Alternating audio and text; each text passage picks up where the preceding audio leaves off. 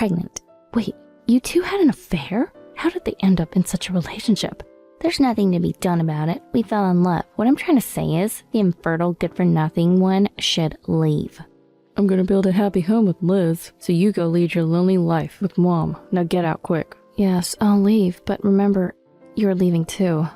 My name is Sophie, a 32-year-old housewife. I've been married to Chester for 5 years. We met at a party. I was invited just to make up the numbers, but as I sat next to him and we talked, we hit it off and started seeing each other. After several dates, he confessed his feelings and we started dating. Conversations with him were always enjoyable. I'm introverted, not very proactive in love. I wasn't the type to get a lot of attention. It had been a while since I had a boyfriend, so this was my first romance in years. He adjusted to my pace, treating me kindly. He was always thoughtful, contacting me regularly and planning our dates carefully. Drawn to his attentiveness, I found myself falling for him more and more, and our relationship smoothly continued. About 1.5 years into our relationship, he proposed to me. I can be my true self around you, Sophie, and it's very comforting. I want to be with someone like that forever. So marry me, stay by my side. With those words, he handed me a ring. Thank you. I want to marry you, Chester. We then held a family meeting and held our wedding. Afterwards, we went on our honeymoon and started living together upon returning. I want you to be a housewife after we're married. I quit my job and became a housewife. Since then, I've been diligently doing housework. I did the cleaning and laundry thoroughly and cooked elaborate meals every day, waiting for Chester's return. Sophie, your cooking's always delicious. I look forward to coming home. Thank you. Yeah, that's totally fine. Thank you for working hard and supporting us. We continue to express our gratitude to each other, living our days full of love. Even after our marriage, Chester remained kind and cherished me deeply. Our married life was incredibly fun and happy. Time flew by and 3 years had passed. However, we had one major concern as a couple. We were struggling to have children. We'd always wanted kids and tried hard, but there seemed to be no sign of it happening. Chester would say, "Let's just wait for it to happen naturally." But after 3 years with no success, it was understandably upsetting. I had fertility tests done just in case, and they showed no issues. Chester was reluctant to get tested at first, but I don't want to be left with lingering doubts, I said, and eventually he agreed to the tests. But there were no problems with Chester either, leaving us perplexed as to why we couldn't conceive. We were still in our early 30s, though, so we believed there was still hope. That was when something unsettling happened to me. It was a call from my sister Liz. "Sophie, long time no see, how have you been?" "Liz, what's up?" "Oh, come on, such a gloomy response to a call from your sister after so long." "Well, you haven't been in touch for ages." The number she called from was unknown to me. She must have changed her number. Liz has always been incredibly selfish, spoiled, and unmanageable since we were kids. It was tough for our parents. During her high school years, she was particularly rebellious, frequently going out at night and causing our mom a lot of trouble. As soon as she graduated high school, she left home. Mom and I tried to contact her many times, but "It's fine," she'd say, never revealing her whereabouts. After persistent questioning, she finally admitted she was making a living through night work. Our dad had passed away when we were young, and Mom raised both me and Liz. I helped with household chores and took care of Liz to lessen Mom's burden, so I always saw Liz somewhat like a child I was responsible for. But to Liz, all that seemed more like a nuisance. When Liz was in high school, she would mock me. "Sophie, you're just so plain, always staying home instead of hanging out with friends, and no sign of a boyfriend either. I'm nothing like you. I wouldn't want to introduce you to my friends." "Why would you say something like that?" "Sophie, you think you're a good sister just because you worry about me, don't you? You hypocrite." I can't believe. Liz was really unpleasant back then, her words harsh and hurtful. Since then, I've had a hard time dealing with Liz.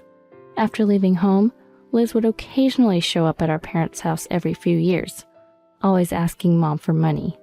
Mom, feeling sorry for her struggling life, had been giving her money, but recently she stopped indulging her. That must be why Liz contacted me. I had no intention of giving her money, but then Chester approached me. "Sophie? Oh, sorry, were you on the phone?" Chester looked apologetic, but Liz heard his voice. "I want to meet your husband." Well, that's a bit... "Why? I want to meet your husband." Liz was shouting like that. It seemed Chester could hear too. I forcibly hung up the phone. "If you finally got in touch with Liz, why not meet her?" Chester said. Refusing would make me look bad, so reluctantly I arranged for the three of us to meet. On the day of, Liz exclaimed, "Wow, this is your husband?" She looked at Chester with interest and bombarded him with questions. Chester answered each one politely, and surprisingly, they got along well. Though I didn't want much to do with Liz, I was happy to see Chester getting along with my family, but I never imagined that this would lead to such an incident. After that, Liz started visiting our house regularly. She no longer said awful things to me like before, but I was unsure when she might start asking for money or become rude again. In the midst of this, I heard that Mom had developed mobility issues and needed regular medical visits. I wanted to go back home for a while to see Mom and decide on future arrangements, but that meant I couldn't do the housework. Would Chester be okay with it? I hesitantly brought it up, and to my surprise, Chester readily agreed. Your mom needs you, right? It's okay. Really? Thank you. I quickly prepared and went to Mom. Her condition was worse than I expected. She obviously needed more than just medical visits. She required caregiving. Mom, probably out of consideration, hadn't mentioned it. I started thinking about possibly moving in together. I was contemplating how to discuss this with Chester. Amidst all this, something unimaginable happened. My father-in-law, Bert, suddenly fell ill and was hospitalized. Chester called me out of the blue and I rushed to the hospital. Bert had suffered a stroke and would be hospitalized for a while. While taking care of Mom, I also visited Bert in the hospital. Sophie, I feel bad for making you do all this. No, it's fine. Chester hardly comes to visit. What, really? Yeah, he seems distracted at work too. I wonder what's going on. Bert. I felt disillusioned with Chester after hearing this. Bert had been living alone since losing his wife, years ago. He must have been relying on his son. Yet why wasn't Chester visiting him? 3 months later, Bert's condition worsened, and he passed away. Throughout this time, Chester apparently never visited him. Chester claimed he was too busy with work. But was that really the case? Well, I had been with Mom for a long time, so I didn't really know how Chester had been spending his time. After Bert's funeral, I returned home to decide on the future. I was worried about Mom, so I wanted to live with her in her house, or in our house with Chester if possible. I planned to go home soon to discuss this. That's when Liz suddenly called me. Hello? Liz, what's up? I hadn't seen Liz in a while and had no idea why she was calling. I need to talk to you. Talk? Yeah. I'm pregnant. What? Pregnant? Liz wasn't married. I didn't even know she was seeing someone. You've been seeing someone? Yeah, you'd be surprised to know who the dad is. Who is it? It's Chester. Chester? You mean... There's only one, your husband, Sophie. Wait, you two had an affair? Well, it just happened, but it was bound to, right? Liz was having an affair with my husband, Chester. How did they end up in such a relationship? Anyway, I'm more suitable for him than you. You can have kids, and I'm prettier. If I had met him first, I would have been the one to marry him. What are you saying? Don't try to justify stealing him. You had an affair with my husband. It can be helped. We fell in love. What I'm trying to say is the infertile, useless one should leave. Unbelievable. Liz had always looked down on me. This was the worst. I understand. I'll leave. With that, I hung up and decided to return home to start divorce proceedings with Chester. Ah, good, you're here. When I arrived home, Chester greeted me with a smile. You're the worst. Oh, sorry, but it's your fault. You couldn't have kids. The infertility is your responsibility. I haven't been diagnosed with infertility. It's just unfortunate that we haven't had children yet, right? Maybe the hospital made a mistake in your diagnosis? After all, I got Liz pregnant right away. Right, Liz? Chester said, and Liz approached, laughing. Sorry, I got pregnant so quickly, Liz said, rubbing her belly. Our child is definitely going to be beautiful. Yeah, in retrospect, it's good it wasn't with Sophie. I'll build a happy home with Liz. You go live a lonely life with your mom. Chester and Liz laughed heartily. All right, but I'll live happily with Mom. Could you sign the divorce papers while I pack? Sure. While I gathered my belongings, Chester and Liz cheerfully filled out the forms. Now we could finally be together. Yeah, we'll truly be husband and wife. I'm so happy. Let's celebrate with a trip. Great, let's go before your belly gets too big. Maybe we should go abroad. Yeah, like Paris or London. As Chester and Liz excitedly planned, I finished packing and approached them. Are you done signing them? Yeah, this is the end of our relationship. Now get out. Yes, I'll leave, but you're leaving too. What? What are you talking about? This is my house. Have you lost your mind? Shocked from the divorce, perhaps. Well, it can't be helped. Stop talking nonsense and just leave. Do you remember who owns this house? Me. No, it was your father, Bert. Huh? Oh, right, but he passed away last year, so it should have been inherited by me, right? Unfortunately, Bert didn't leave anything to you. What? Then who inherited it? Your uncle. My uncle? You didn't visit Bert in the hospital, right? He was disgusted with you. Maybe he even knew about the affair. He tried to reduce any inheritance left to you as much as possible, transferring most to your uncle while he was alive. So this house you're living in, it belongs to your uncle now. What? I could just ask my uncle to let us stay, right? Why would your uncle, Bert's brother, allow that when Bert himself didn't? The house is already on the market. What do you mean? Where will we live then? I don't care. Then we'll live at Mom's. Sophie, you go somewhere else.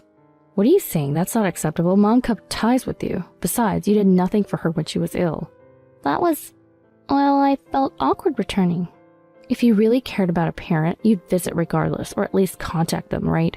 You clearly don't care about Mom. You just want a place to stay. That's not true. Well, Mom said she doesn't want to see your face anymore. What? All right, please leave quickly. I said that and left the house. Chester and Liz were frozen with pale faces. After that, I submitted the divorce papers to the courthouse and returned to my parents' house. Then I hired a lawyer and demanded compensation from Chester and Liz.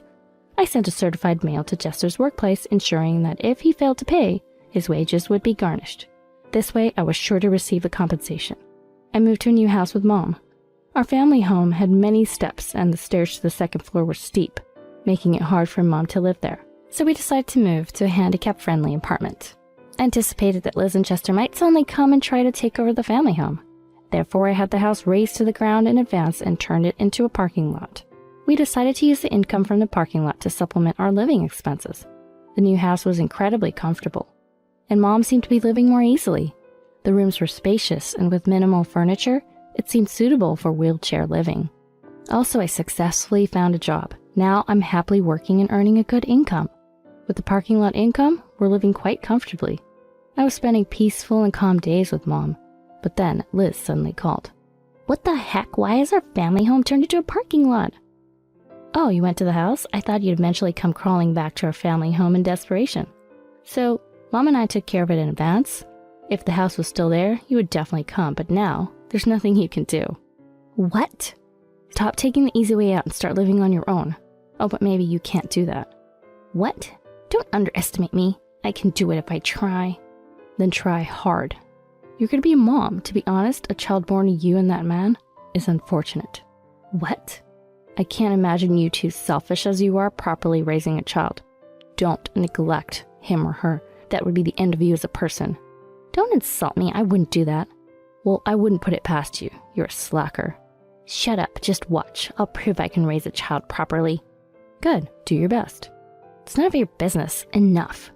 Liz hung up after saying that. With her immense pride, she'll probably take parenting seriously now. The child's innocent and deserves to be raised with care. With these thoughts, I continued my daily life with Mom. A year later, I heard that Liz broke up with Chester. Even after marriage, Chester didn't work properly and he wasn't cooperative in parenting, so she decided it was pointless to stay with him. Now she's working night jobs and using a nanny to support herself and raise the child alone. I'm taking care of my child properly. I love my child and I'm not like what you said. My daughter says she loves me and it's so cute and makes me happy. Just wanted to let you know that. One day, Liz suddenly called to say this and then quickly hung up. She's really not straightforward. It's good if Liz has genuinely changed and is raising her child well. As for Chester, he's divorced again and has been abandoned by his parents, living a freelancer's life. Apparently, he's spending his days alone, and most of his earnings go towards child support, leading to a poor lifestyle. That's on Chester. It's his responsibility. Meanwhile, I started dating someone I met at work. After a year of dating, we decided to get married. He agreed to live with Mom and I, and now the three of us are living very happily together. I look forward to creating many more memories with Mom and my husband.